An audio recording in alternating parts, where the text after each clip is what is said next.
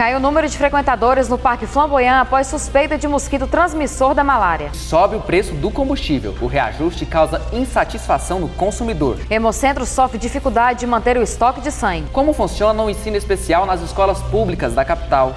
Boa noite, o PUC News está no ar.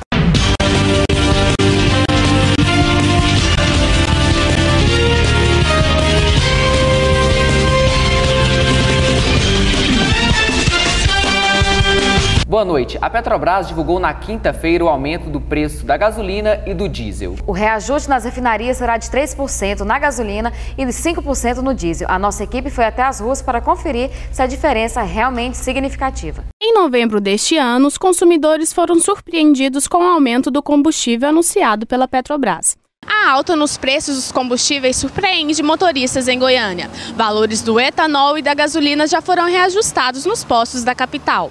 Sem alternativas, motoristas dizem que a medida afeta o orçamento. Afetou bastante porque é um absurdo. A gente usa bastante, paga imposto direitinho e não tem como a gente fugir mais, que está tudo igual. Não tem como a gente correr de um posto para o outro, fazer economia, porque a gente precisa do carro, né? Tem que conduzir criança para a escola, tem que ir para o trabalho, então foi um absurdo. Esse aumento é meio abusivo porque não consultou a população, eles aumentam de acordo com o que eles querem, ou seja, estão governando mais para os ricos e a classe média está meio a desejar. O reajuste foi de 3% na gasolina e de 5% no diesel pelas refinarias. Já nas bombas direto para o consumidor, o aumento da gasolina foi de 6 centavos e no diesel o ajuste foi de 9 centavos. A empresa deixou de repassar aumento para a gente, né? Porque está dificuldade, porque o ganho está pouco, né? Realmente está todo mundo preocupado, né? Porque geralmente os patrões estão vendendo os caminhões, né? Que não está dando, como diz, o frete está ficando barato e como diz, não está tendo salário, né? Hemocentro mostra dificuldade de manter estoques de sangue satisfatório na capital. E para mudar essa situação, é importante a participação de todos na doação. O Hemocentro de Goiânia é responsável por abastecer com bolsas de sangue todos os hospitais públicos do estado. Ultimamente, a unidade vem passando por dificuldades na coleta, deixando pessoas que passam por cirurgias e transfusões em situação complicada. A coordenadora de coleta, Catiúcia Freitas, atribui as dificuldades em se encontrar doadores, principalmente a falta de tempo da maioria das pessoas, além dos mitos que são criados acerca da doação de sangue. Ela ainda ressalta as campanhas realizadas pelo Hemocentro. Sim, nós fazemos campanhas com as empresas, com as igrejas, nós levamos a unidade móvel, que é o nosso ônibus, né? Que geralmente atende um número grande aí de doadores de primeira vez, que não podem se deslocar até o Hemocentro, e procuramos incentivar as pessoas através aí das propagandas, né, das palestras e de outras formas. O funcionário público Amaral de Faria diz que sempre que possível doa sangue e incentiva outras pessoas também. Minha esposa mesmo, ela sempre vem doar também, sempre que eu venho eu trago ela. Temos vários amigos também, até inclusive da prefeitura nossa de Nerópolis, né? Sempre está vindo doar. Para doar sangue, a pessoa deve seguir algumas recomendações. Ter idade entre 18 e 69 anos, não estar em jejum, não ingerir alimentos gordurosos nas 3 horas que antecedem a doação, dormir pelo menos 6 horas na noite anterior, pesar mais de 50 quilos, não ter ingerido bebida alcoólica e não ter fumado pelo menos 2 horas antes da doação. A cada 2 segundos, um paciente precisa de transfusão de sangue no Brasil. Em Goiânia, o Hemocentro está precisando de doadores por conta da baixa de estoque. A sua capacidade é de atender até 200 doadores e coletar cerca de 140 bolsas de sangue por dia, mas hoje em dia está sendo coletadas só 60. O Hemocentro também está disponibilizando unidades móveis. E outros hospitais da região também possuem bancos de sangue, como o Hospital Araújo Jorge, Hospital das Clínicas e Santa Casa Misericórdia, em Goiânia. A vigilante Jamila de Souza sempre doou sangue e considera importante fazer essa ação e deixa um recado para as pessoas que nunca doaram. Que venha, entendeu? Porque é muito importante. Às vezes, por causa de uma bolsa de sangue, a pessoa chega até mesmo a perder a vida. Então, que venha ajudar. É bom ajudar. O Hemocentro fica localizado na Avenida Anhanguera, número 5.195, no setor Coimbra. O horário de funcionamento é das 7h30 da manhã às 6 da noite. Lembrando que doando sangue você estará ajudando e salvando vidas. E no próximo bloco voltamos ao vivo com o repórter Ronaldo Gomes, trazendo as informações do trânsito.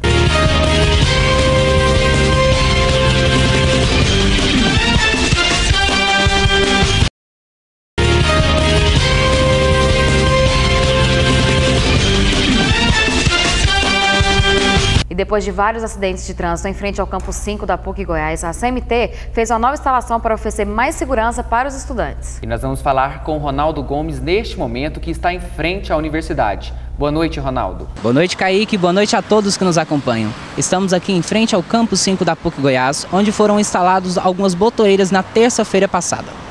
Estamos aqui com a aluna de Comunicação Social, Jornalismo, que perdeu uma amiga recentemente em um acidente aqui no local.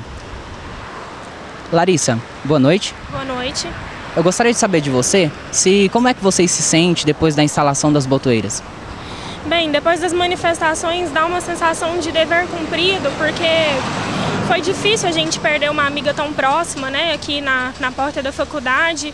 Foi por falta de respeito mesmo, então o intuito das manifestações era que isso acontecesse mesmo. Eu fiquei sabendo que desde 2008 tinham processos aqui para que as botoeiras fossem instaladas, para que o sinal fosse instalado. Então, assim, dá uma sensação de dever cumprido. Isso não vai trazer a Jéssica de volta, mas, assim, dá pra gente perceber que não vai acontecer de novo mais, que agora vai dar certo, que as pessoas não vão respeitar um pouquinho mais, né? É isso que a gente queria. Ok. Você acredita que essas manifestações ocorridas aí no início do semestre, elas foram cruciais para que a SMT agisse e instalasse estas botoeiras aqui em frente ao local? Bem, eu acredito que as manifestações não, mas eu acredito que depois que eles perceberam que aqui era um local perigoso, que a gente perdeu uma amiga, que a gente perdeu uma aluna que estava praticamente formada aqui na universidade, eu acho que isso fez com que eles mobilizassem com o perigo que é aqui na porta da faculdade e com que eles instalassem, né, o sinal para a gente.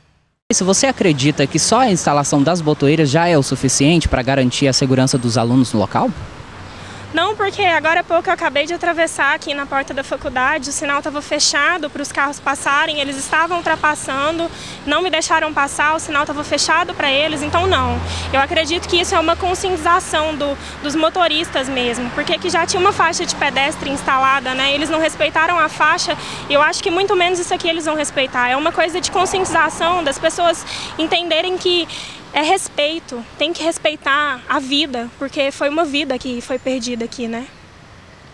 Ok, Larissa, agradeço a sua participação. Voltamos aos estúdios. Escolas públicas do estado oferecem recursos especializados para alunos de necessidades especiais. A repórter Maísa Alves foi até uma escola de Goiânia para mostrar como o trabalho é realizado. A escola Presidente Dutra apresenta uma infraestrutura de qualidade, com espaços para lazer e laboratórios de informática, incluindo as crianças no mundo digital. E nessa escola da capital, que é referência no atendimento ao ensino dos alunos especiais, eles realizam diversas atividades, como música, dança e informática. A mãe de um aluno fala sobre como a escola estadual é mais preparada do que as escolas particulares. Pública, ela é melhor preparada para receber uma criança, sim. Então, ele foi recebido de uma forma bem natural. A escola aqui é uma escola que está bem empenhada, existe uma equipe multidisciplinar que cuida dele.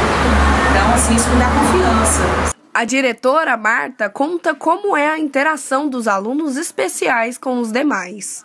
Já prepara os demais para respeitar e aceitar os que têm as diferenças. Então, essa escola aqui já está acostumada a ter criança com deficiências. Então, é bem aceito, não tem rejeição. Assim. Eles interagem com os outros também? Interagem, fazem atividades juntas, igual a gente diferencia algumas atividades pedagógicas, mas dentro do contexto que a criança está estudando. Por exemplo, se o normal lá está estudando animais, eu também vou trabalhar animais com meu aluno, com figuras, porque ele precisa muito de figuras que ele tem que ver, ouvir.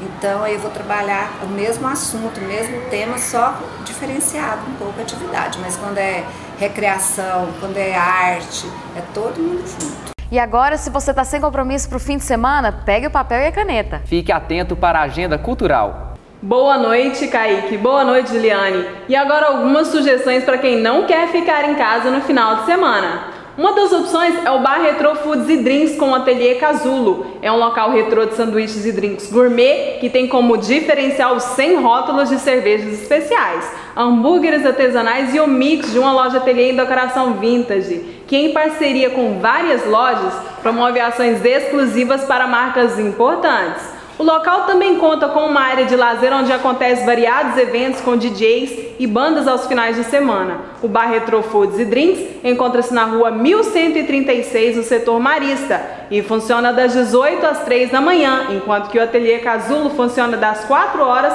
às 22 horas.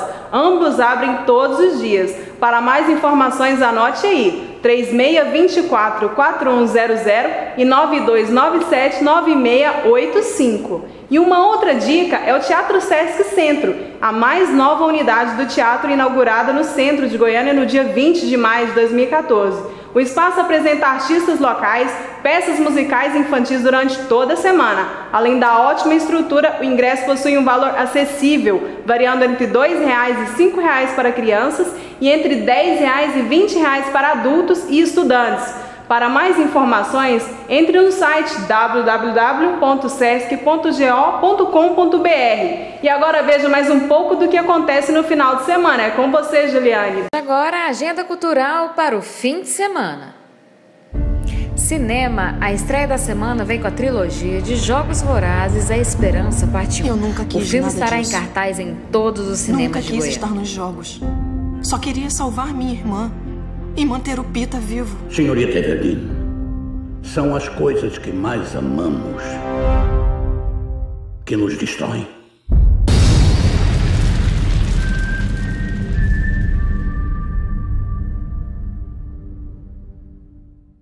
Dia 18 tem o Circuito Sertanejo, local Vila Mix. Mais informações www.vilamix.com.br. E no dia 20 tem Ed Bruno, local Santa Ferral. Mais informações 3945-1980. E para terminar a semana, ao som de Pé de Serra, tem show com a banda Forró Pé de Todd, que acontecerá agora dia 20, a partir das 9 horas, local Café Nice, Avenida T11. Mais informações e reservas 3541-4690. Bom final de semana a todos. E depois do intervalo, você vai ver que os casos de malária em Goiânia mudaram a rotina do goianiense.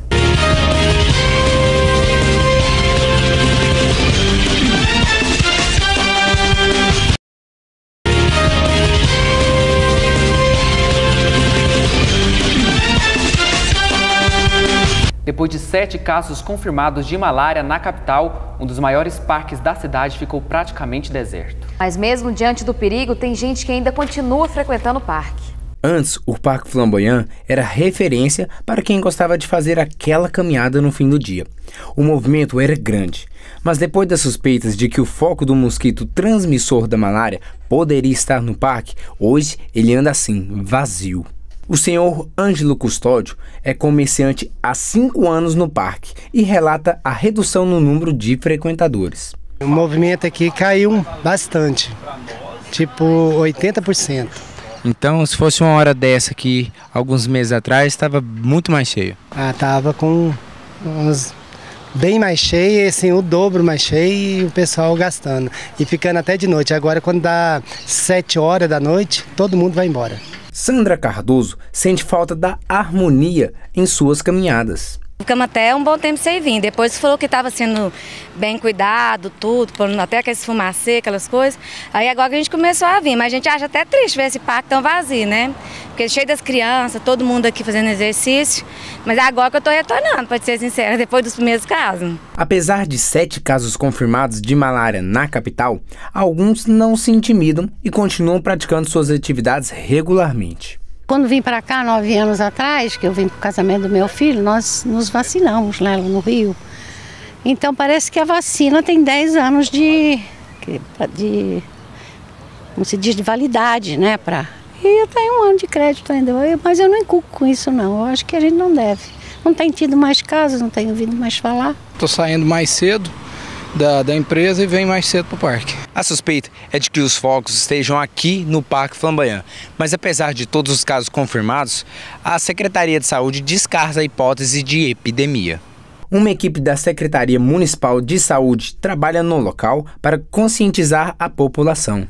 Nós vamos fazer uma mobilização com o pessoal do parque, né, que está passeando aqui, pedindo para que eles se retirem do parque hoje amanhã e depois, que vai ter a borrifação aqui no parque.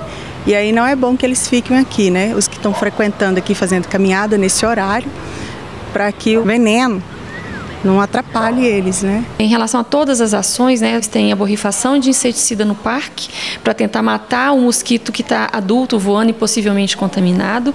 Nós fizemos um tratamento nas coleções de água do parque, tanto nos grandes lagos quanto nas coleções menores, né, com um larvicida para matar a possível larva desse mosquito. Além disso, fizemos também uma busca ativa em um raio de 2 quilômetros do parque para verificar se existem pessoas com sintomas que possam transmitir a doença para outras.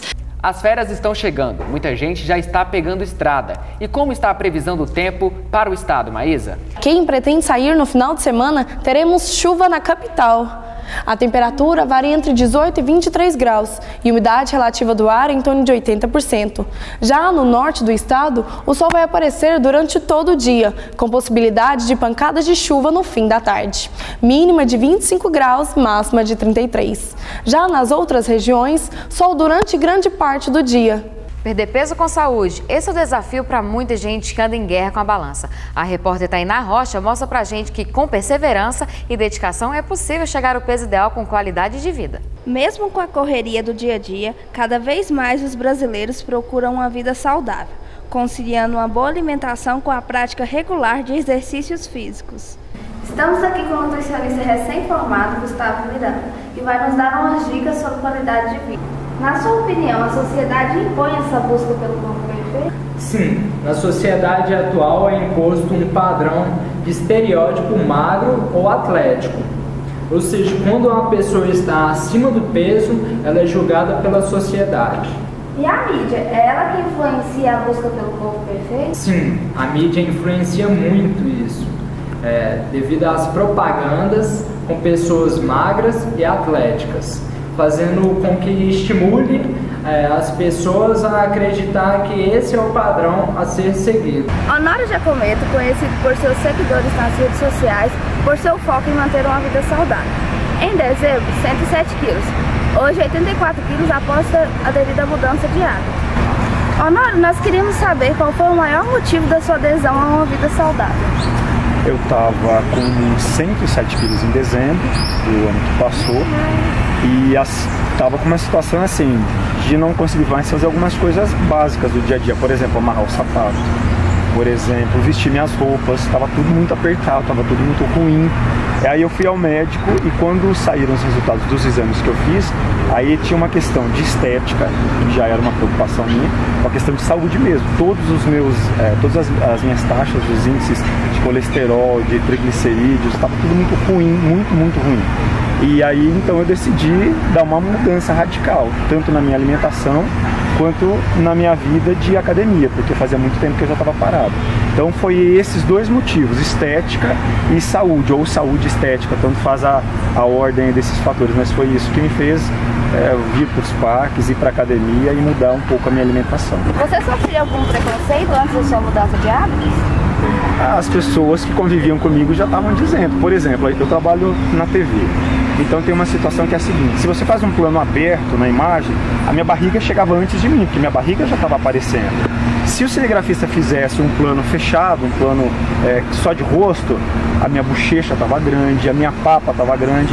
Então eu não sei se um preconceito, eu não estava obeso, era uma situação que me deixava chateado, porque a minha roupa não estava legal, porque o enquadramento na televisão não estava legal e porque a minha saúde também não estava legal.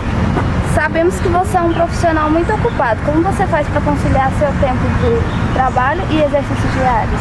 Eu tenho tentado conciliar os horários de gravações da televisão com os horários da academia, da musculação. O dia que eu tenho gravação de manhã, necessariamente eu farei minha malhação à noite. O dia que eu trabalho de noite, eu sempre malho pela manhã ou de tarde. Então eu estou tentando fazer com que minha agenda da televisão consiga encontrar uma brecha para eu poder malhar. Qual é a sua dica como atleta para quem pretende iniciar uma vida saudável? Eu acho que assim como em qualquer outra atividade, na profissão, por exemplo, a dica é persistência. Você começa como aluno, você vai virar estagiário para você conquistar seu espaço no mercado de trabalho. Portanto, você tem que ter persistência lá da faculdade. Às vezes tem gente que trabalha. Persistência, eu acho que é a chave para tudo. Persistir num namoro, por exemplo, a não ser que seja muito ruim, mas se tiver algumas dificuldades, se você persistir, de repente dá certo, vai virar um casamento, vai virar uma família feliz. No exercício físico, persistência. Se você parar na primeira canseira que te der, você não vai seguir. Hoje, por exemplo, eu estava cansado, eu trabalhei a semana inteira, mas eu corri antes de chegar aqui durante 1 hora. Eu queimei 900 calorias, eu estou cansado? Bastante. Eu preferia ter ficado dormindo hoje na minha casa? Eu preferia, afinal foi uma semana extremamente exaustiva.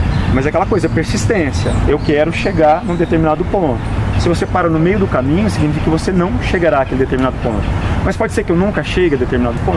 Yes, pode ser que eu nunca chegue a determinado ponto, mas eu pelo menos tentei, estou tentando.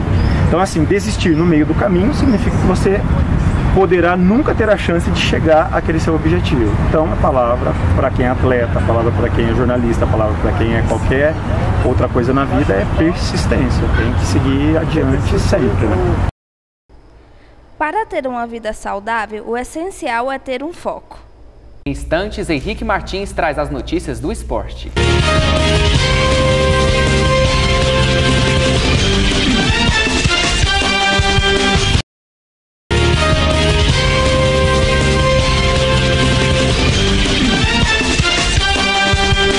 Boa noite. Já rebaixado, o Vila Nova joga hoje contra a equipe do ABC de Natal no estádio Serra Dourada, às 9 horas da noite. O jogo marca a despedida do Tigrão com a sua torcida em casa nesta temporada. Ontem, vários jogadores foram dispensados pela diretoria do clube. O goleiro Kleber Alves, o zagueiro Gabriel, os laterais Cristiano e Léo Rodrigues, o volante Radamés, o meia Nenê Bonilha e os atacantes Jamie e Dimba. Para terminar o Campeonato Brasileiro da Série B, o Vila vai contar com 16 jogadores formados nas categorias de base do clube. Os ingressos para a partida custam R$ 40 a cadeira e R$ 20 a arquibancada. E agora vamos falar do Goiás, que se prepara para enfrentar o líder Cruzeiro fora de casa no domingo pela 36ª rodada do Brasileirão. A equipe esmeraldina tem 44 pontos e precisa de mais uma vitória para garantir a permanência na elite do futebol brasileiro. Destaque da equipe no campeonato, o jogador Eric falou em entrevista ao repórter Victor Axel sobre o bom momento que vive no Goiás e o seu futuro na equipe. Esse é o atacante do Goiás, Eric Lima, de 20 anos. Além de ser o artilheiro do time, hoje Eric se tornou a maior promessa do clube esmeraldino.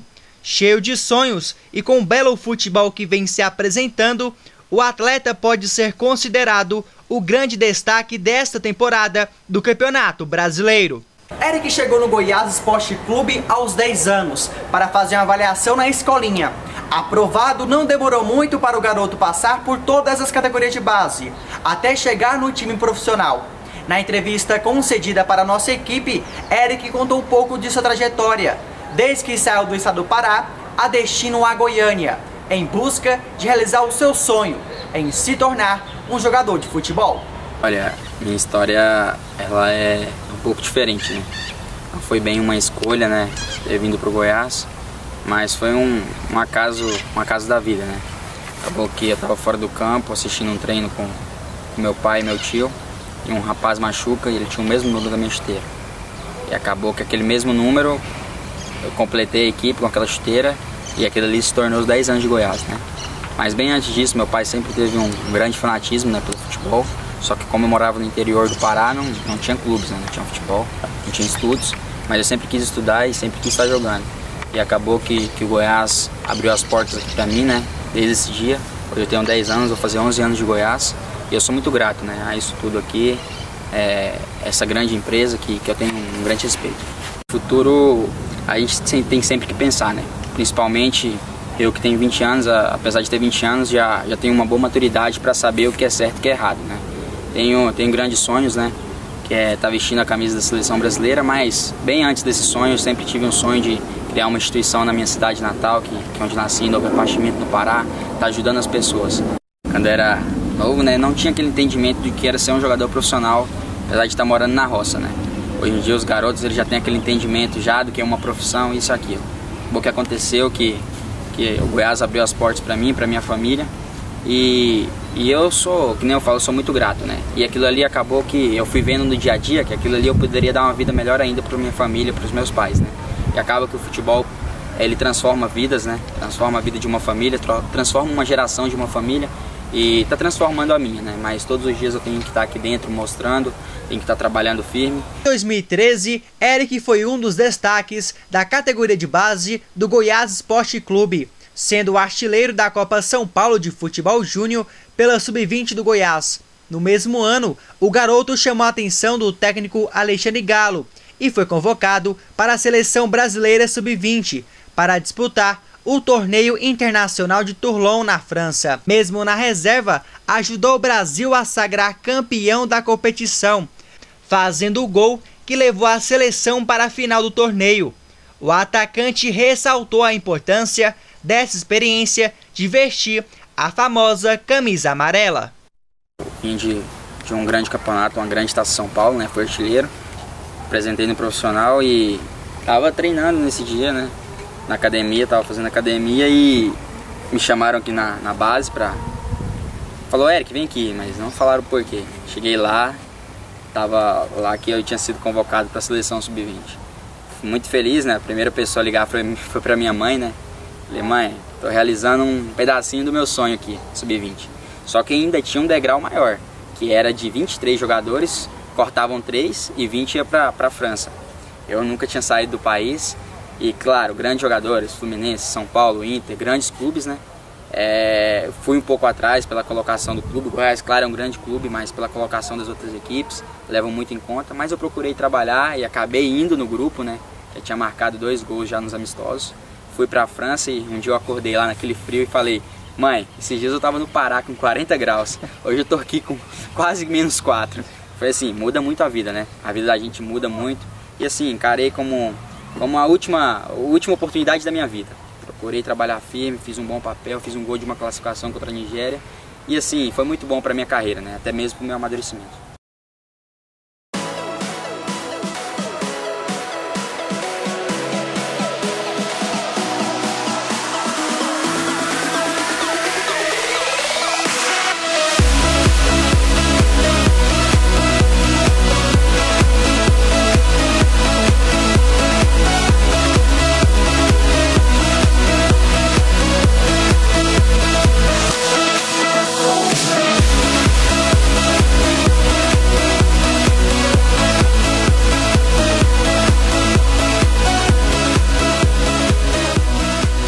Chances matemáticas de conseguir o acesso para a Série A, o Atlético enfrenta o Sampaio Corrêa no próximo sábado em São Luís do Maranhão. O técnico Wagner Lopes vai contar com a volta do meia Jorginho, que cumpriu suspensão. O atacante Diogo Campos deixa o time principal. O Atlético é o 5º colocado da Série B com 56 pontos, a mesma pontuação do Boa Esporte, que é o 5º colocado. E ficamos por aqui. Uma boa noite, Kaique e Juliane. Você conhece o Memorial do Cerrado? Para quem quer fugir um pouco da cidade e entrar em contato com a natureza, o Memorial do Cerrado é o local ideal. Além disso, é uma verdadeira viagem no tempo, conectando pessoas com a história de Goiás. Saiba um pouco mais na reportagem de Vanessa Rubio. O Memorial do Cerrado faz parte de um dos projetos do Instituto do Trópico Subúmido, que representa as diversas formas de ocupação do bioma e os modelos de relacionamento da natureza e a sociedade. O complexo científico reúne espaços onde são representadas diversas formas de ocupação do cerrado. Ao todo, são 6 lugares distribuídos por todo o ambiente. Para o professor Rômulo Gustavo, o lugar mais interessante que ele visitou foi o Museu de História Natural, que demonstra a evolução do planeta Terra. Ele ressalta ainda a importância de se visitar o memorial. A gente sair da sala de aula, dessa aula teórica e vir para um ambiente assim mais informal, você assimila mais fácil todo aquele conhecimento que a gente vê. Como o lugar mais bonito de Goiânia, o Memorial do Cerrado é um complexo científico e fica localizado no campus 2 da PUC Goiás. De acordo com o biólogo Cláudio Magalhães, a paleontologia está sendo bem abordada, além de trazer vários benefícios para toda a população. A parte de paleontologia, eu acho que ela está bem abordada, bem montada. A questão de se poder reunir fósseis de várias partes do país aqui, né, algumas réplicas, e isso faz com que você não precise fazer um tour com essas pessoas para que elas tenham acesso a essas informações, né? e elas sejam concentradas em um único local. E ainda tem toda essa parte de arqueologia que é interessante também. Segundo o guia turístico Gusmar Alves, que trabalha no local, atualmente o Memorial do Cerrado recebe em média 5.000 alunos por mês. Ele destaca também os projetos de parceria com o governo do estado, no qual é realizado desde o ano de 2004 a Semana do Folclore. Mensalmente aqui, com as escolas, geralmente mais ou menos uns 5.000 alunos. Todo mês, assim, geralmente visitam muitos. Principalmente faculdades de outros estados que vêm para cá também e algumas escolas aqui da nossa região metropolitana. O Memorial do Cerrado atualmente desenvolve um projeto de parceria aqui, até mesmo com a Secretaria de Cultura do Estado, que é a Semana do Folclore. Esse ano mesmo aconteceu, foram mais de 20.000 alunos que passaram aqui, foi muito interessante, foi uma contribuição muito grande com os meninos, que até então muitas vezes não tem nem um pouco de contato com essa cultura. A gente teve contato com comidas típicas, histórias típicas da nossa região, muita coisa típica mesmo do estado de Goiás. Sem dúvidas é um lugar bonito e admirável. Esse foi o PUC News, nos vemos amanhã com novas informações. Uma boa noite para você. Boa noite e até amanhã.